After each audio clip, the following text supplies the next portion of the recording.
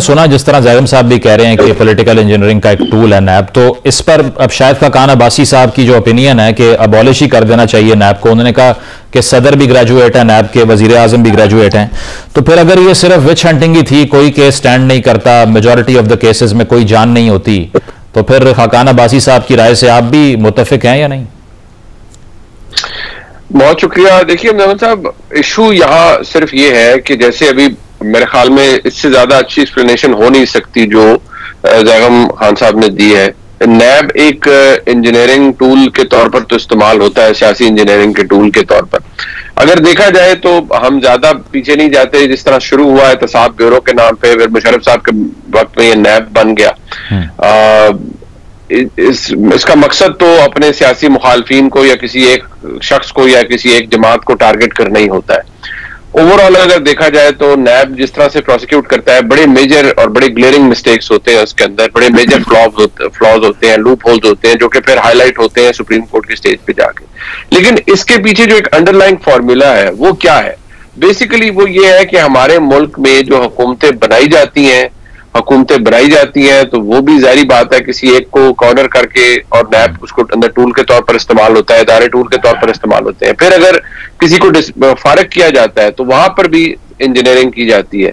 नैब को जब कन्वीनियंट होता है तो उसको बहसीयत एक टूल इस्तेमाल कर लिया जाता है। सो ये जो हसन नवाज और उनहैन नवाज साहब के जो इनकी एक्विटल्स है, ये कोई ऐसी चीज नहीं है कि जिसे हम कहें कि बहुत अचंभे वाली बात है। ये सबको पता था जो उस वक्त हो रहा था, वो भी एक विच हंट थी, एक बाकायदा डिजाइन के तहत मियां नवाज शरीफ को निकाला गया था। लेकिन आप देखिए कि कुछ चीज बदली नहीं है। जिसे हम कहते हैं रियासत की जो कोर टेक्स्ट बुक है वो बदली इसलिए नहीं है कि आज जिन मुकदमात में इमरान खान साहब को सजाएं हो रही हैं, मैं आपको अगर हम मेरिट को साइड पर भी रख दें, सिर्फ प्रोसीजर की बात करें, तो मुझे लगता है कि इनमें से कोई सजा ऐसी नहीं है जो कि विथस्टैंड कर पाएगी फेयर ट्रायल का स्टैंडर्ड जो है।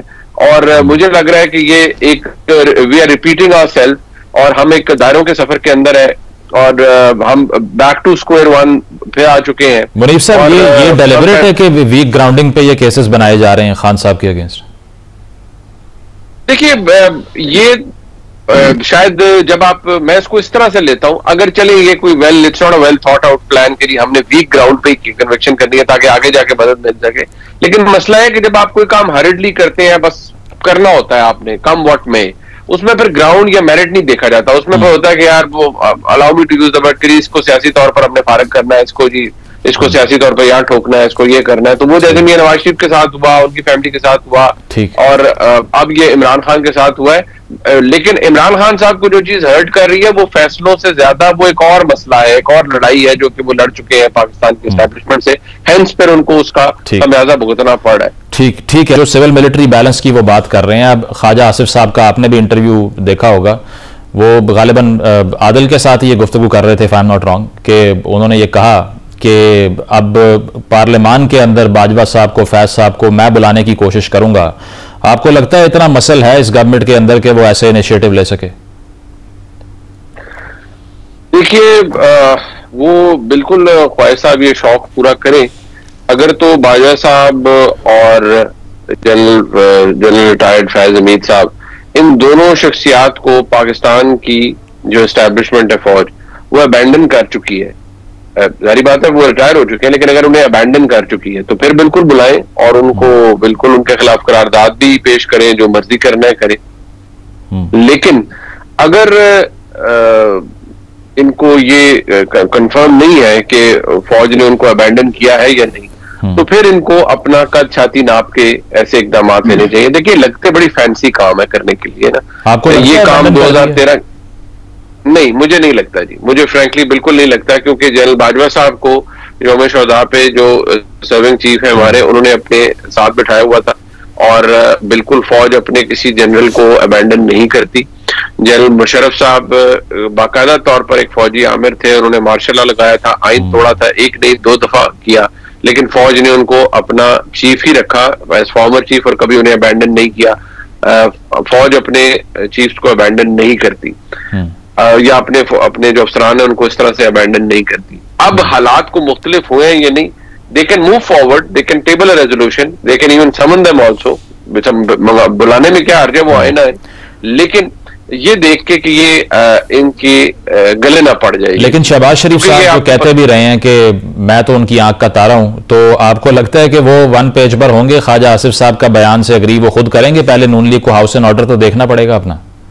देखिए, as much as I know Shahbaz Sharif साहब purely by virtue of our work, जो बैसियत साफी, जो हम जारी बात है बहुत ज्यादा अंदाजा हो जाता है आपको लोगों से मिलके। शहबाज शरीफ साहब तो कहेंगे कि ये बड़ा नॉनसेंसिकल सी बात है ये करना, और unless he has water tight guarantees कि जी, बल्कि उन्हें कहा जाए कि जी आप करें, और ये इदारा भी ये चाह रहा है कि आप करें, और जिन लोगों ने इदारे को उसकी रेपुटेशन को नुकसान पहुंचाया या XYZ काम किए हैं तो उनको बैड माउथ करना चाहिए और उनके खिलाफ सिलसिला भी आना चाहिए। तो फिर तो शहबाज शरीफ साहब कहेंगे जी 100 बिस्मिल्लाह। लेकिन अगर उन्हें जरा सा भी शक हुआ तो वो कहेंगे भाई यार ये कौन सा अहमकाना काम है करने वाला। Moving forward is the only way out, और मेरा नहीं ख्याल कि वो इस तरह की किसी भी चीज को अडेयर करे। ठीक है आदिल, आप भी यही समझते हैं कि शहबाज शरीफ साहब का ये मौकिफ नहीं होगा? क्योंकि अगर यही करना था फिर तो नवाज शरीफ साहब की चॉइस भी मौजूद थी, उसको क्यों नहीं लिया पार्टी ने?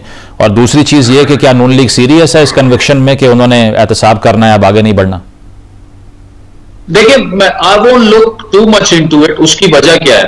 वजह मैं आपको ये बताऊं कि एक तो ख्वाजा आसिफ साहब जो है वो डिफेंस मिनिस्टर हैं, और वो वैसे भी जब फौज की बात आती है बड़ी नाप तोल के वो बात करते हैं। 2 दिन पहले प्राइम मिनिस्टर के साथ वो GHQ में ही थे जब वहां पे उन्हें गार्ड ऑफ ऑनर मिला, फिर उनकी मुलाकात हुई, फिर उसके बाद आकर उनकी ये बात करना। तो देखिए वो क्या कह रहे हैं, वो ये कह रहे हैं कि 2022 में जब हमें ब्रीफिंग दी गई जिसमें the then chief of army staff DGI और उस वक्त के प्राइम मिनिस्टर थे, उनकी हिदायत पर ये सब कुछ हुआ कि जी तालिबान TTP के इतने फाइटर्स को हमने वापस लाना है और ये फैसला हमारा हो चुका है। तो वो ये कह रहे हैं कि वो आकर ये एक्सप्लेन करें कि वो फैसला उन्होंने क्यों किया था, और मेरे ख्याल में वो बात बिल्कुल दुरुस्त कर रहे हैं। तो अगर वो ये कह रहे हैं कि मैं करारदाद लाऊंगा असेंबली में और मैं उनको बुलवाऊंगा, और वो किस इशू पे बुलवा रहे हैं कि जी आपने TTP का जो ब्लंडर किया था 2022 में 4, 4.5, 5,000 जितने भी वो फाइटर्स थे वो वापस आए, वो वहां पर अब जो वहां से वो लोग आ रहे हैं और हमले कर रहे हैं तो वो उन्हीं के पास ठहरे हैं। ये ख्वाजा आसिफ साहब की बेसिकली ये स्टेटमेंट थी। तो मेरा नहीं ख्याल कि इस पर अस्करी क़यादत को भी कोई इशू होगा। हाँ, अलबत्ता उन्होंने जो दूसरी बात की है कि जी ना सिर्फ उनसे इस चीज की जवाबदेही होनी चाहिए, बल्कि ये भी उनको एक्सप्लेन करना चाहिए कि 2017 और 18 में आपने इमरान खान को इक्तिदार में लाने के लिए पाकिस्तान का जो हशर किया, अब उसका जवाब दे।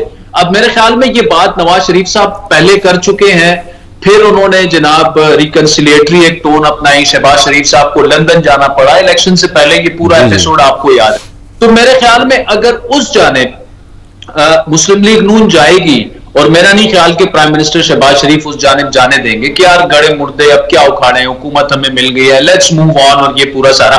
लेकिन ये जो अफगानिस्तान से रिलेटेड मामला है इस पर काफी सीरियसनेस है। इस पर चूंकि आपको हर 3-4 दिन बाद हम देखते हैं वहां से एक अटैक होता है जिसमें आपके 8-9 जवान जो हैं वो शहीद हो जाते हैं। मतलब आदिल अगर मैं सही समझाऊं तो आप ये कह रहे हैं जो प्रीवियस रेजिम थी उसकी सिक्योरिटी पॉलिसीज भी अब बिल्कुल उससे लाताल्लुकी हो चुकी है, चाहे वो TTP के हवाले से थी या फिर अफगान तालिबान के हवाले से? नहीं, मैं ये कह रहा हूं कि उनकी जो सिक्योरिटी पॉलिसी थी, खुसूसन ये TTP वाले जो मामलात हैं, इस पर आप उनकी अकाउंटेबिलिटी नहीं कर सकते, लेकिन आप उनको बुलाकर पूछ तो सकते हैं कि भाई ये क्या आपने, इसकी क्या सेंस थी, आपने ये जो डिसीजन लिया, तो ये थोड़ा सा हमें समझा दें। मेरे ख्याल में मैं इससे ज्यादा उसको इस कॉन्टेक्स्ट में नहीं देखूंगा कि यार उन्होंने वो डिसीजन किया तो वो तो फिर आपने वो डिसीजन गलत हो गया, रियासत को उसका नुकसान पहुंचा, तो आए आप भुगते और आपको सजा मिलेगी।